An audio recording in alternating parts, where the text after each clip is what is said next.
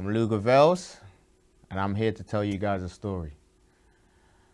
On the 20th of November 2023, I was involved in a very serious incident.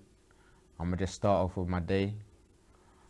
Boom, I was having a good day.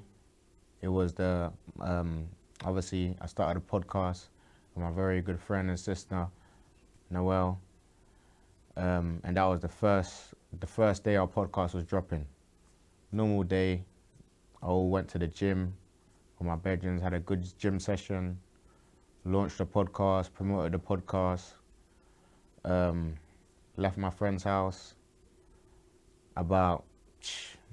maybe about just after midnight, went to link one of my other bedrooms, was chilling, burnt some Cali with him, you get me?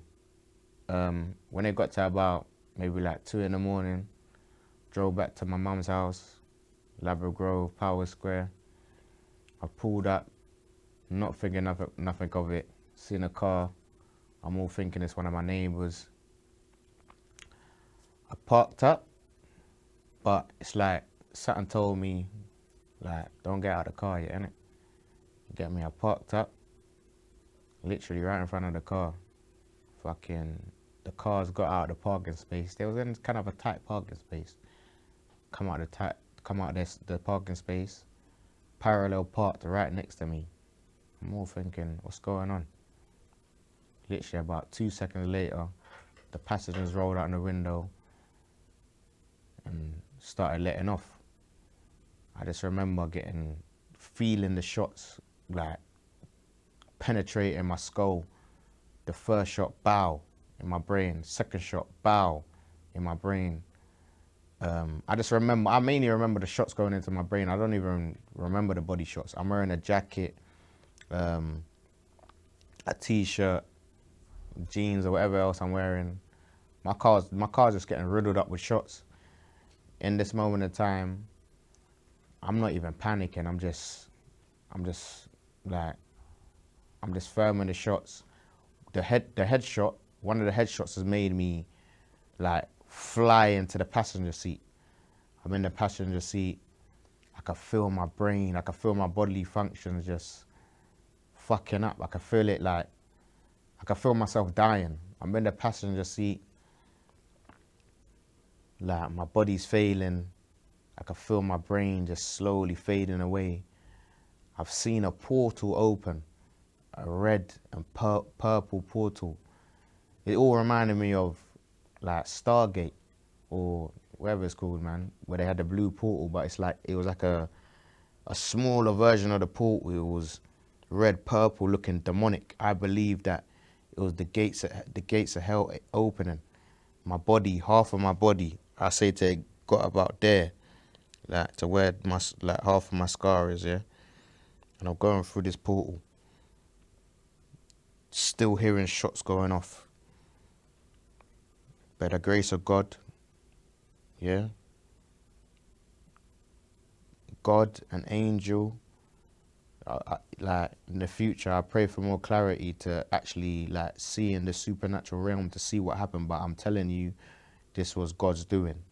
Picked me up by my shoulders, yeah, put me back in the driving seat. These times my car's already in park. It's just like I put it in park when I parked up anyway. You get me? Flipping. I've turned on the car. I've spanned the wheel with my right hand all the way to the right, yeah, and I've pressed on the gas as hard as possible. I've licked into the car that's been shooting at me. These times they all shot at my tires. They come to do their thing. You get me? I've spanned the wheel all the way to the right. I've licked into their car with force. These times I'm driving a big car. I'm driving a big Jeep. You get me? They're in a smaller vehicle. I've licked into their car with force. They've crashed into about 2 cars on the road, and then they've sped off. I'm in my car now in the middle of the road, just like I feel like God had blessed me with calmness. I weren't panicking, my heart weren't beating fast. In my mind I was thinking like, bruv, like I've just been hit up. Like what am I gonna do? Like I'm feeling like the bullets deep in my brain. I can feel that I'm covered, drenched in blood. My whole car is drenched in blood. The passenger seat, the driver's seat, the wheel. I could just smell blood. I've started to drive now. I'm thinking to myself, cool. I need to drive myself to the local hospital. And then I've drove about 10 minutes. I'll say now 8-9 minutes down the road. Then I've realized, nah, man. I feel like I'm slowly dying, fading away. I'm still not panicking. I thought to myself, yo, let me drive back to my mum's. I drove back to my mum's. Obviously, I'm driving on the rims. The tires are flipping blown out. I can see in the side mirror. I can see that my tires are I can just see sparks, innit? I can see that my tires are blown out. The steering wheel shaking. I'm driving. I'm breathing, taking deep breaths, just driving. Drove back to my mum's bit. My mum's road is a no entry road. I drove up the road. I've just put the handbrake on. I ain't even put it on park. I looked for my keys in the car, took the keys, I ran to the block door, put my key in the block door. I will put in the wrong key, tried to shake it, realized it's the wrong key, put in the right key now, bust the door, ran up the block stairs, bust my actual door into my mother's bit. I said to my mum, look, I'm gonna survive, call the ambulance. One of my bedrooms, Tuesday, the area that I'm from, we all kind of live next to each other, or people were just about, so they've heard, it's 2 a.m, people just heard riddles of shots. You know it's not fireworks, you can tell the difference between fireworks and gunshots. So naturally, one of my bedrooms called me and I said to him, yo, I've just been shot in the head. Pray for me. As I've said that, I've dropped my phone, took off my watch, dropped it on the floor. The armed jakes have run in my yard with their big, whatever their big things, MP4s, whatever they've got. They've said to me, mate, can you hear us? I've said, yes. They said, lie on your back, yeah? Lie carefully on the floor. They kept on saying, can you hear me? Can you hear me? Yeah, they said it about 3-4 times. I said, yes, I can hear you. But slowly, my vision and my hearing is going. Slowly, the guy's still asking me, can you hear me? Can you hear me? And then I think about the 5th time, it just went black. I could, before my eyes it went black, I couldn't hear no more. And then I closed my eyes, or my eyes just closed, or whatever. All I remember is just seeing pitch black. I'm not hearing nothing. Then in my mind, 20 minutes later, I've woken up. I've woken up in a hospital. There's nurses around me, doctors around me, tubes in and out in my arms. I can feel a tube in my nose. I'm breathing. And I'm trying to, I think it was my mum. Someone said to me, you've been here for 5 days. I was in a coma for 5 days. And imagine, while I was in this coma, people are coming to visit me, my mum, my aunties. They've put me in an induced coma. Because I got shot 8 times. I got shot twice in my head, the side of my head, yeah? Through my skull, deep into my brain. I got shot once in the neck. One bullet skimmed guns are powerful. One bullet skimmed my lip, yeah, my chin, and fractured my jaw. One bullet flipping went through my chest, just above my heart, came out just underneath my armpit. The other one blew off the tip of my ear. Next bullet fragment in my stomach. Flipping, I'm alive. I'm baffed. I'm thinking, what? 5 days? Obviously, my family's broke down to me that I'm in the hospital. They put me into an induced coma and whatnot. That basically I was under surgery. They've taken obviously the bullets out of my body. Imagine the surgery. They put me in an induced coma. The surgery was supposed to be for 4 hours, but I don't know what complication. I think because it was a tricky one. Bullets was deep in my brain. It took 8 hours. So they give you an injection to try to basically wake you up. They give you an injection in your brain to wake you up. The first one didn't work. I think maybe the next day or in a couple of hours, the second one didn't work. Third one didn't work. they was thinking about pulling the plug. Like, I could be brain dead. This guy's not waking up. The nurse said, let me try giving him what. Like, if Dad didn't get this shot and I didn't wake back up, then that would have been it. The nurse gave me the shot. I woke back up, and that's when I said that I felt like it was 20 minutes and it was 5 days. You get me?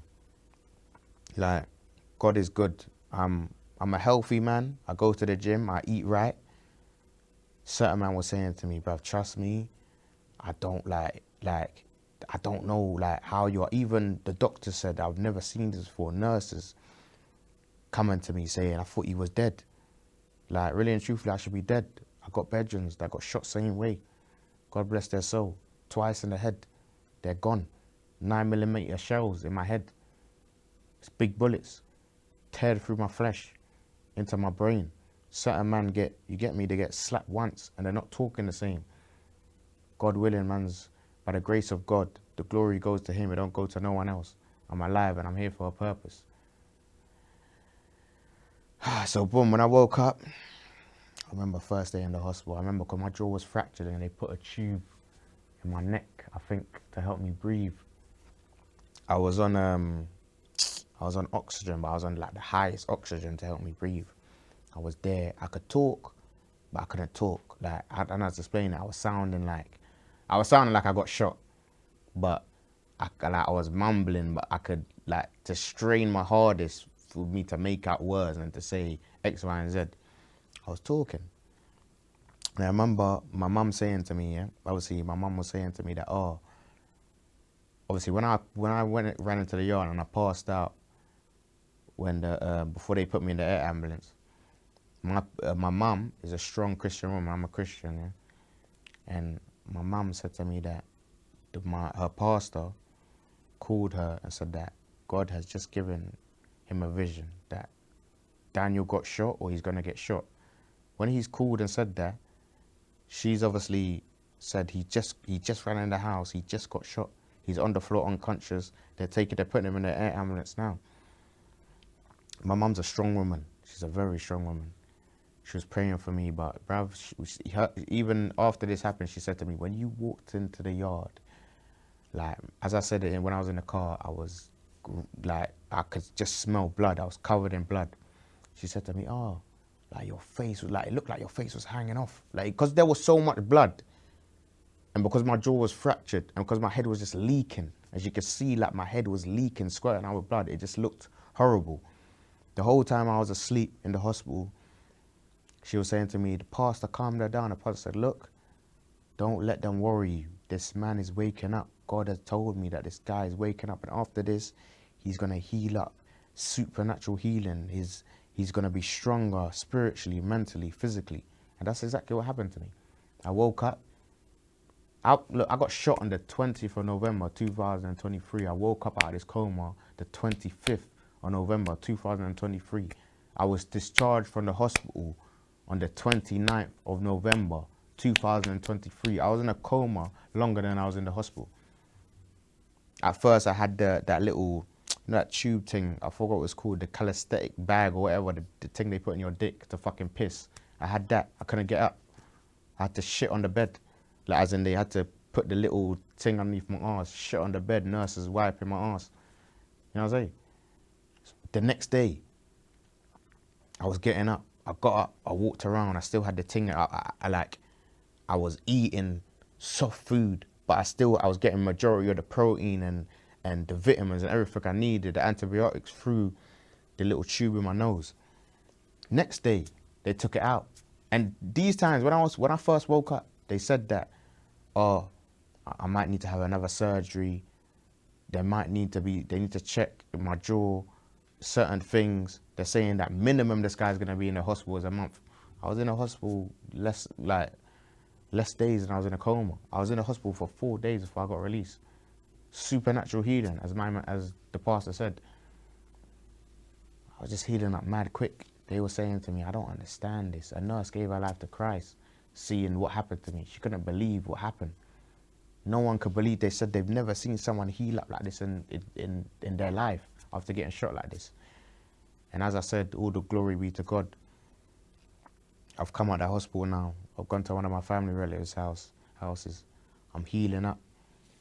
The doctor said that obviously it's good to do physiotherapy. You know, even if when I was in the hospital, I was flipping. They told me, yo, every time you get up, make sure you breathe heavy. And I was still on the oxygen thing, and then it's like they took me onto the like I don't know how to explain this. I'm not a flipping doctor. I'm not a scientist or whatnot, but they put me onto the lowest oxygen to help me breathe, and then they took me off it. So it was just me myself breathing, because obviously my lungs was punctured when I got shot as well. Yeah. So cool. I'm recovering mad quick. I've come out of the hospital. Obviously I'm walking around. I'm on certain antibiotics. They've given me a couple like laxatives to help, because obviously, and it's a mad thing, because even though I got shot in the belly, like, I got shot in mad vital places. I got shot in the neck. Certain man get shot in the neck, they're paralyzed for the rest of their life. Certain man get shot in their head, they're dead. Certain man get shot in their heart, they're dead. Certain man get shot in their belly, their large intestines and their small intestines are fucked for the rest of their life. Like, man's been blessed by God. You know what I'm saying? Like, I'm a walking testimony to be here, and I thank God so much, and God's gonna use me to change people's lives and break down like this. You get me? I lived this life. You get me? I can say I've been a gangster. I've done everything that quote unquote gangsters, cool guys. This life ain't cool. I'm telling you. Trust me. And I hope people take in what I'm saying. I hope men are looking at my head and deep in these scars. I got shot twice in the brain, in the cranium, in the medulla. That's not a game. You get me? Certain man are not here breathing. Certain man get stabbed once. I got brethren that got stabbed in the leg. They're dead. And I had to bury them. Certain man get stabbed like, certain man get smacked in their face. They fall down on the pavement. They hit the head in the side. Your brain is very, you know what I'm saying? Your skull is fragile. Your brain is fragile. Your brain can bounce around in your skull and you could die like that. How is it me as a man get shot 2 9mm shells next to my temple, in my brain? I'm still alive to tell you guys the story right now. God willing. Anyway, as I said, I'm recovering well. I'm healing up mad quick. Literally, like, I'm even, like, not to be cheeky with it, but I even like, a couple of days after coming out, I decided, let me see, I love the gym. I said, let me see if I can, what press-ups feel like. I banged up 40 press-ups like it was nothing, didn't feel no pain. At first I was taking, what was it? I don't know, some codeine thing and some paracetamol thing. They were saying to me, oh, you got to take, because you got shot in the brain, you got to take these certain medications because you're more likely in life to have seizures. I rebuked that. But God, I'm blessed. You know what I'm saying? Like, God has, like, I got shot 8 times, but God has made me, like, spiritually and mentally bulletproof. Certain man don't survive this. You know what I'm saying? But I survived this. And I'm telling you guys that you guys out here living a life of crime and doing certain things, it's a joke thing. It's not cool. This is a vicious cycle. Us as minorities as well. This is not the life that man's supposed to be living. The worst thing is that, like, a lot of my black brothers and my black people and people in general are dying over nothing, over dumb things. I've seen it. I've lost bedrooms. There's people that didn't like, they've lost their life, and we've all got something in common. We've all got children. We've got mothers. We've got sisters. We've got people that mourn for us. I had people, me in this situation, there was a big pro and a con. But I feel like it was more of a blessing because, one, I could tell the youths and show the youths of my experience. 2, I got friends that are Muslim. I got friends that are Christian. Do you know how much people? I'm telling you, this brought probably more than 100 people closer to God. People started reading their Quran. People started reading their Bible. They're praying their 5 salawats. They're praying. They're leaning down. They was praying for man. So many people was praying for me because they didn't want me to die. I got kids. I got 2 beautiful daughters. They would have went without a father. My brethren that got shot twice in the head, he got 2 beautiful daughters. He's not here to tell the tale, but I'm here to tell the tale. So as a man, don't get twisted. I felt anger. I felt pain. I felt so many different emotions. But forgiveness is the key. I don't know who shot me. And I hope that the person that shot me don't even experience what happened to me. But my heart is open to forgiveness. I pray to God to help me forgive whoever done this to me. Sincerely, not no joke forgiveness, some real forgiveness. Because at the end of the day, this is a vicious cycle. And the main thing, the reason why these things happen is because we have pride. We have ego. You know what I'm saying? It's It's easy for man to pick up a gun. It's easy for man to pick up a knife and take a man's life, or to slap man, or to do certain things, to endanger someone, or to cause pain. But you know how hard it is to forgive someone? It's a hard thing. But by the grace of God, I forgive everybody that I like. You know what I'm saying? I'm not a fucking gang member. I put that life to the side. I done what I done. You know what I'm saying? Whether this is karma, whether this is whatnot, I done evil. And I know that day, if I went through that, I didn't see. My eyes didn't go through that portal. I didn't see. But I know that was hell. Yeah? And I know if I went through there, I would have never came back. I would have been another flipping lost soul, burning for eternity. For what? So I'm telling you, like, bruv, it's not a joke. This life is not a joke. From a man that's lived every aspect of this life, it's not a joke. I got shot 8 times, and I'm here to tell the tale. There's not a lot of people that can sit down and they can say this, and they can say they're physically strong. Like, there's next man out here that ain't been shot. They're not looking like me. You know what I'm saying? Like, luckily I was shot in, like, look, I got shot. One of the shots went through my arm. Look at my bicep. My bicep is, look, I'm not looking strong now. This is by the grace of God, man's looking strong. This could have teared through my muscle. It didn't tear through my muscle. It just teared through certain places, in and out. Everything. Like, as I said, I'm a walking testimony, and I'm here to preach, and I'm here to say certain things so that people don't go down the path that I went down. Because as we know, I'm 27 years old of age, yeah? I got into a life of crime at a certain age. I did things at a certain age. It's more likely that once you're my age or you're older, it's hard to get out of these things. You know what I'm saying? At the end of the day, people more show the pros. The pros of this life. You're making fast money. You're getting girl. You got the nice watch, the nice car. What is that? This life is temporary. The next life is everlasting. You get me? People don't show the cons. You know what the cons are? The cons are having these scars all over their body. The cons are, like, some people can't speak properly because they've been shot or they've been stabbed or they're paralyzed for the rest of their life. Like, I know man that's in a wheelchair. I know man that got sprayed up less times than me. They're in a wheelchair now. On God. They can't walk. They can't piss. They can't even have sex. Like, what type of life is this? You know what I'm saying? This life, people will like to glorify this, but they don't want to show the cons. You're losing your brethren. You either die yourself and are damned to internal, like, damnation, hell, or you're losing loved ones, brothers, friends. Do you know how sad it is to bury someone? I don't know if you buried, like, a lot of people have lost their friends, mothers, nans, this and that. It's sad to do this. No parent should be burying their child. It's even sad for a child to be burying their parent. But, like, I'm telling you, and I stress this with all my heart, and God has opened my mind. Like, I can say that after 2 headshots, my mindset is clearer than what it was before. And who done that? God. God has blessed me with a second chance in life. So I can sit down here, try to find out who done this to me, try seek revenge. What is that gonna do? It's going to be a reoccurring cycle. What? I get that person killed, or I get that person shot. That person tries to do something back to me and my people. It's the same shit. What? This is what us people are doing to each other. And who's profiting off this? At the end of the day, when we actually deep, who's profiting off all the guns coming into this country? The UK. Mashes are expensive. Who's profiting off this shit? Where's this shit coming from? Like, come on, man. Don't be dumb and get used as puppets. From kids that are a certain age, you listen to certain music, certain things are glorified to you. Don't let this spin your head. Because at the end of the day, life is precious. No one deserves to take another man's life. If I died that day, it would have been another minority or another human being that took my life. And then what then?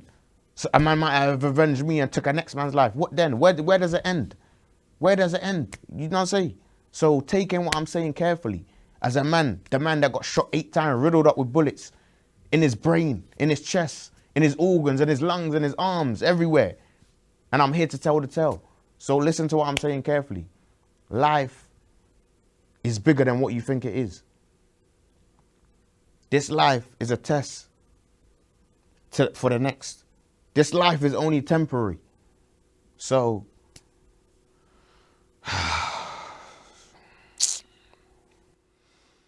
well, as the man that's still here, breathing, being a walking testimony, I've got some advice for you young kids out here, maybe that could potentially like get into the life of crime that I've got to. Remember that you can do anything that you put your mind to. Look at the life, look at the times that we're in. You got social media, you got so many different things that you can do.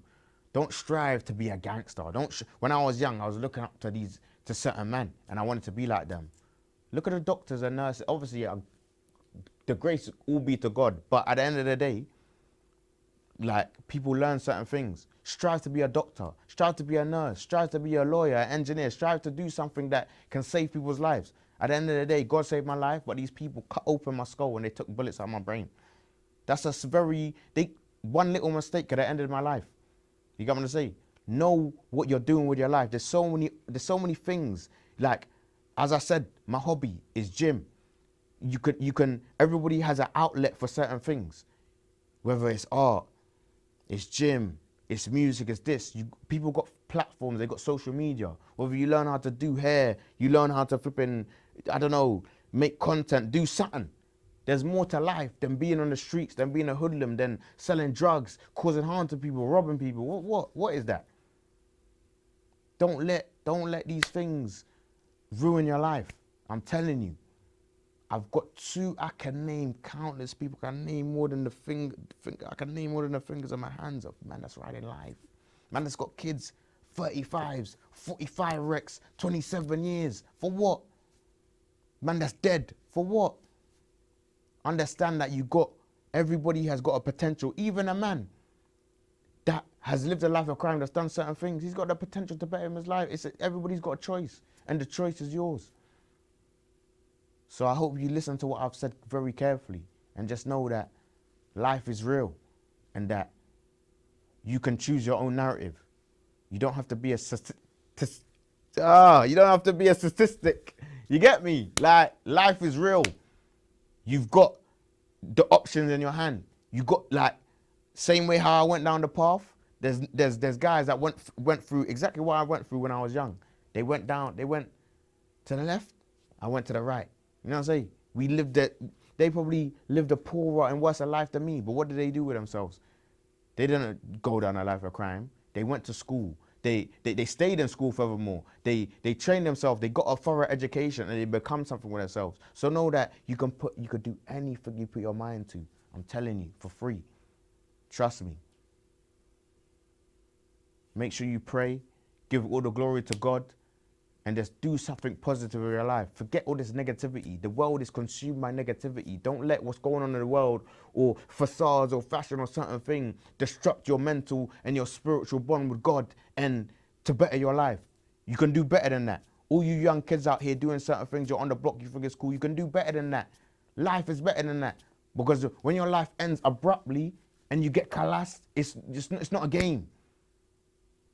So I hope you took on what I've said. Remember that the man that's been riddled with 8 bullets is still here to talk and to share his testimony and to preach nothing about positivity and the truth. And this is the truth. You don't want to be a gangster. From a man that is a reformed character, from a man that used to be a gangster, you don't want to do the stuff that I've done, live the life that I've lived. You don't want these scars. You don't want 2 headshots. You don't even want to be the guy to tell the story. But obviously, this is God's plan. God saved my life for a reason. Right now, I'm here trying to get into you guys' heads, trying to talk to the youths of today. These times, guess what? Since I've been shot, I didn't even see my kids. Do you know how much I miss it? I cried because I didn't even see my kids. And I see my kids all the time. Potentially, their kids couldn't even have seen their dad again if I didn't wake up. And I'm here trying to get into you youths' heads, trying to make you understand that you guys can do better than this. Like, I'm telling you.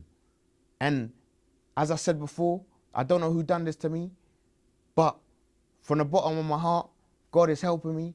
I forgive you, and I forgive anyone that's done anything wrong to me. Forgiveness is the key. Without forgiveness, we can't move on. Without forgiving other human beings, how can God have mercy upon us and forgive us for our sins? So I love you guys. I'm here, and as I said, I'm a walking testimony. I hope you've taken in what I've said deeply and know that this life is a serious life. You don't want to do certain things. You want to be positive. and you want to live a long, healthy life, you want to have kids, you want to have grandchildren, you want to show them the realness. That's it.